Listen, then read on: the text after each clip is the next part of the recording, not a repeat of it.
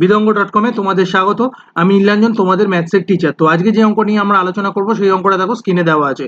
যদি fx = x⁴ - a এবং gx a - x⁴ হয় এবং তাদেরকে যথাক্রমে x ও -x দিয়ে যদি ভাগ করি তাহলে r1 আর r2 ভাগশেষ পাওয়া যায় এবং r1 - r2 যদি 6 হয় তবে a এর মান আমাদের বার করতে হবে। দেখো আমরা কি করব, ভাগশেষ উপপাদ্য বা রিমাইন্ডার থিওরেম অ্যাপ্লাই করব। দেখো এখানে কি x দিয়ে ভাগ করছি কাকে, fx কে যদি আমি x দিয়ে ভাগ করি, fx কত দেওয়া আছে x⁴ - a, তাকে আমি কি x দিয়ে ভাগ করছি, তার মানে x কে আমি লিখতে পারি x - 0। তাহলে রিমাইন্ডার থিওরেম অনুযায়ী আমার ভাগশেষ কত থাকবে f(0), আর এই f(0) কি হবে, f(0) হবে r1।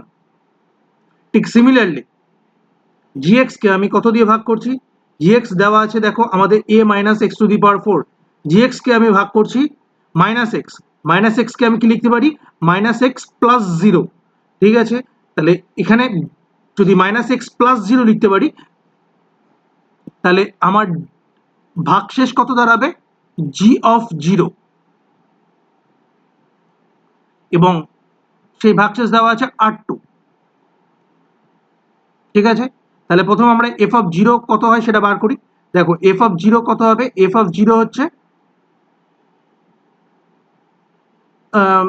0⁴ - a, তাহলে কত হচ্ছে -a, আর g(0) মানে কত, g(0) হচ্ছে a - 0⁴, তার মানে a।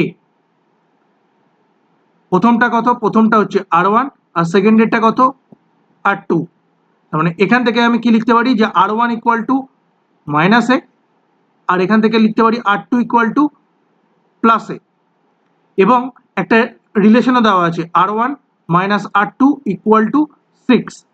তার মানে r1 এর জায়গায় আমি কত বসাবো -a আর r2 এর জায়গায় কত বসাবো a, তাহলে -r2 এর জায়গায় কত বসাবো a = 6। তাহলে এখান থেকে আমি কত পাবো -2a = 6, 2 দিয়ে যদি 6 কেটে দিই তাহলে পড়ে থাকলো 3, তাহলে a = -3।